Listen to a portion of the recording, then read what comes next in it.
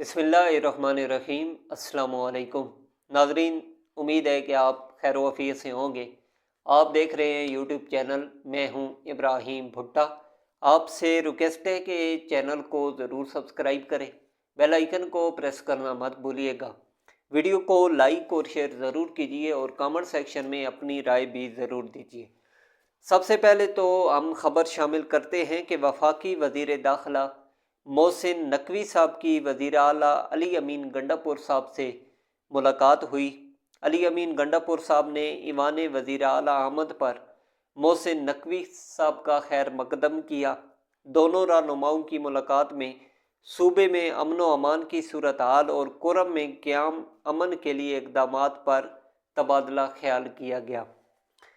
वज़ीर दाखिला मोहसिन नकवी साहब ने वज़ीर आला अली अमीन गंडापुर साहब को क़याम अमन के लिए हर मुमकिन ताउन की यकीन दहानी कराते हुए कहा कि खैबर पख्तूनख्वा में कानून नाफिज करने वाले इदारों की इस्तादाद कार बढ़ाने में पूरा तावन करेंगे।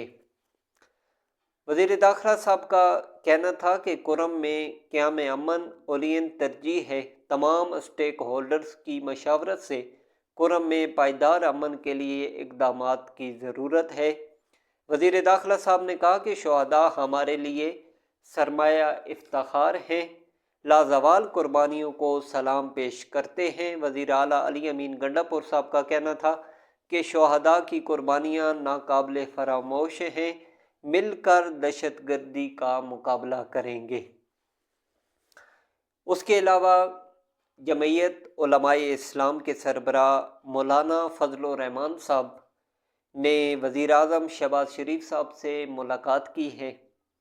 मुलाकात में जहां जमयत उलमाए इस्लाम का वफद मौजूद था, वहां वज़ीर आज़म साहब के साथ पाकिस्तान मुस्लिम लीग नून के रहनुमा, स्पीकर कौमी असम्बली पाकिस्तान पीपल्स पार्टी के रहनुमा और अटारनी जनरल भी मौजूद थे।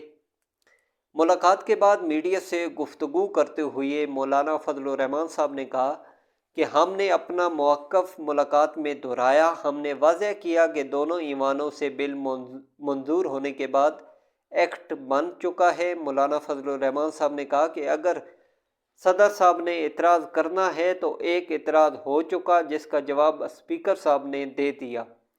सदर मुमलिकत ने जो दूसरा इतराज़ भेजा वो आइनी तौर पर बनता ही नहीं। मौलाना साहब ने कहा कि सदर मुमलिकत ने स्पीकर के जवाब पर कोई रद्द-ए-अमल ज़ाहिर नहीं किया। दूसरा इतराज़ आइनी मुद्दत गुजरने के बाद भेजा गया, जो अभी तक स्पीकर के दफ्तर तक नहीं पहुंचा। फजल रहमान साहब ने कहा कि हमारे मौक़िफ़ का इंतहाई मुस्बत जवाब दिया गया है।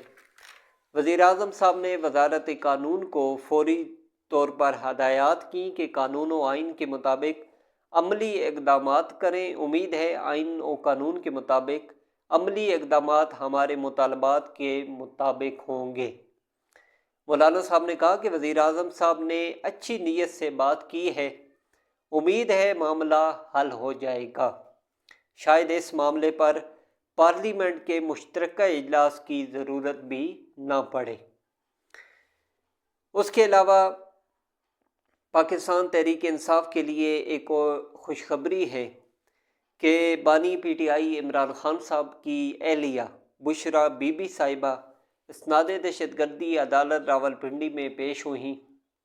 अदालत ने 32 मुकदमात में अबूरी ज़मानत मंजूर कर ली। 26 नवंबर को डी चौक पर एहतजाज से मुतल्लिक बुशरा बीबी के खिलाफ दर्ज मुकदमात में जज अमजद अली शाह साहब ने दरख्वास्त ज़मानत की समाअत की।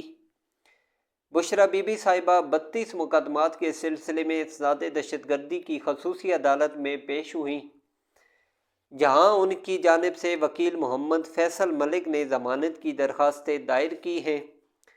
बुशरा बीबी की जानिब से ज़मानती मुचलके भी जमा कराए गए हैं। इसनाद दहशतगर्दी की अदालत ने बुशरा बीबी की 32 मुकदमात में अबूरी ज़मानतें मंजूर कर लीं।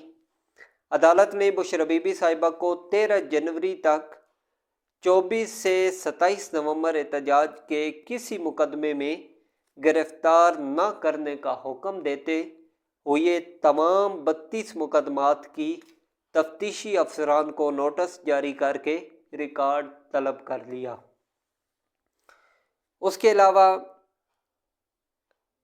فوج نے 9 مئی میں ملوث مجرمان کو سزائیں سنا دی گئی ہیں۔ ISPR کا بیان آیا ہے۔ ISPR نے کہا ہے کہ سانیہ 9 مئی 2023 میں ملوث 25 مجرمان کو سزائیں سنا دی گئی ہیں۔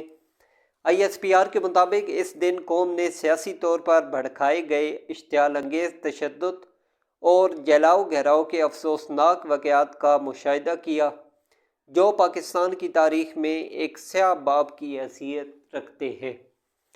ISPR کے مطابق نفرت اور جھوٹ پر مبنی ایک پہلے سے چلائے گئے سیاسی بیانی کی بنیاد پر مسلح افواج کی تنصیبات بشمول شہداء کی یادگاروں پر منظم حملے کیے گئے اور ان کی بے حرمتی کی گئی۔ ISPR نے کہا کہ یہ پرتشدد واقعات پوری قوم کے لیے شدید صدمہ ہے۔ اس یوم سیاہ کے بعد تمام شواہد اور واقعات کی باریک بینی سے تفتیش کی گئی اور ملوث ملزمان کے خلاف ناقابل تردید شواہد اکٹھے کیے گئے۔ 9 مئی کے واقعات واضح طور پر زور دیتے ہیں کہ کسی کو بھی سیاسی دہشت گردی کے ذریعے اپنی مرضی دوسروں پر مسلط کرنے کی اجازت نہیں دی جا سکتی۔ کچھ مقدمات قانون کے مطابق field general court marshal K لیے بھجوائے گئے، جہاں مناسب قانونی کارروائی کے بعد ان مقدمات کا ٹرائل ہوا۔ 13 دسمبر 2024 کو سپریم کورٹ آف پاکستان کے 7 رکنی آئینی بینچ نے زیر التوا مقدمات کے فیصلے سنانے کا حکم صادر کیا۔ ISPR کے مطابق فیلڈ جرنل کورٹ مارشل نے پہلے مرحلے میں 25 ملزمان کو سزائیں سنائی ہیں۔ یہ سزائیں تمام شواہد کی جانچ پڑتال اور مناسب قانونی کارروائی کی تکمیل کے بعد سنائی گئی ہیں۔ سزا پانے والے ملزمان کو قانونی تقاضے پورے کرنے کے لیے تمام قانونی حقوق فراہم کیے گئے ہیں۔ مجرمان کو 2 سے 10 سال قید بامشقت کی سزائیں سنائی گئی ہیں۔